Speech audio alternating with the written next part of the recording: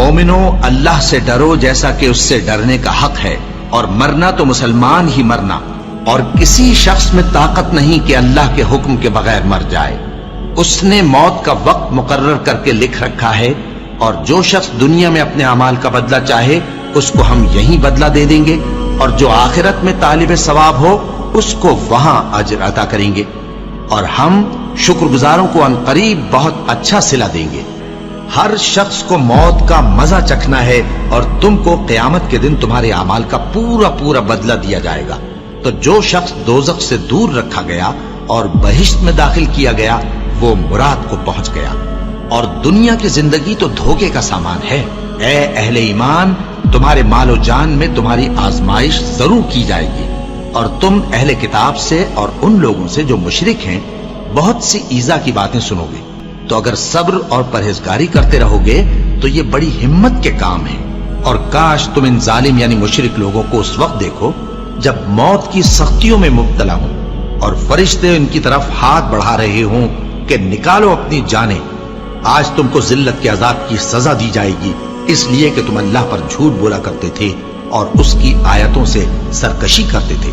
اور جیسا ہم نے تم لوگوں کو پہلی بار پیدا کیا تھا ایسا ہی آج اکیلے اکیلے تم ہمارے پاس آ گئے، اور جو مال و متاع ہم نے تمہیں عطا فرمایا تھا وہ سب اپنی پیٹھ پیچھے چھوڑ آئے، اور ہم تمہارے ساتھ تمہارے سفارشیوں کو بھی نہیں دیکھتے جن کی نسبت تم خیال کرتے تھے کہ وہ تمہارے سفارشی اور ہمارے شریک ہیں۔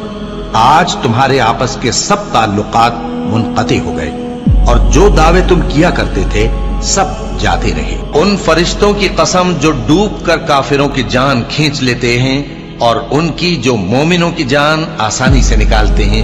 پھر جب جان گلے تک آ پہنچتی ہے اور تم اس وقت کی حالت کو دیکھا کرتے ہو، اور ہم اس مرنے والے کے تم سے بھی زیادہ نزدیک ہوتے ہیں لیکن تم کو نظر نہیں آتے۔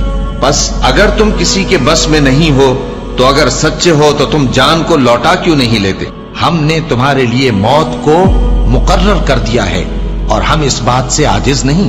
ہاں، جب جان گلے تک پہنچ جائے اور لوگ کہنے لگیں اس وقت کون جھاڑ پھونک کرنے والا ہے، اور اس جاں بلب نے سمجھا کہ اب جدائی کا وقت ہے اور پنڈلی سے پنڈلی لپٹ جائے، اس دن تجھ کو اپنے پروردگار کی طرف کھینچے چلے چلنا ہے۔ پھر ایسے مغرور نے نہ تو پیغمبر صلی اللہ علیہ وآلہ وسلم کو سچا جانا اور نہ نماز پڑھی، لیکن جھٹلایا اور منہ پھیر لیا، پھر اپنے گھر والوں کے پاس اکڑتا ہوا چل دیا۔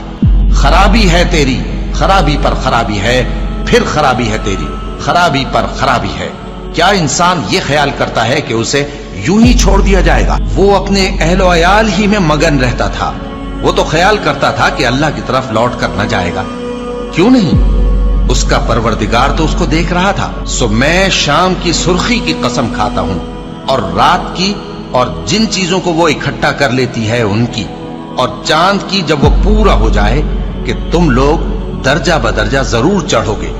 اور موت کی بے ہوشی حقیقت کھولنے کو طاری ہو گئی۔ اے انسان، یہی وہ حالت ہے جس سے تو بھاگتا تھا۔ سن رکھو کہ جو کچھ آسمانوں اور زمین میں ہے سب اللہ ہی کا ہے۔ سن رکھو کہ اللہ کا وعدہ سچا ہے، لیکن اکثر لوگ نہیں جانتے۔ وہی جان بخشتا اور وہی موت دیتا ہے، اور تم لوگ اسی کی طرف لوٹ کر جاؤ گے۔ اور جو مال ہم نے تم کو دیا ہے اس میں سے اس وقت سے پیشتر خرچ کر لو کہ تم میں سے کسی کی موت آ جائے تو اس وقت کہنے لگے کہ اے میرے پروردگار، تو نے مجھے تھوڑی سی اور مہلت کیوں نہ دی تاکہ میں خیرات کر لیتا اور نیک لوگوں میں داخل ہو جاتا۔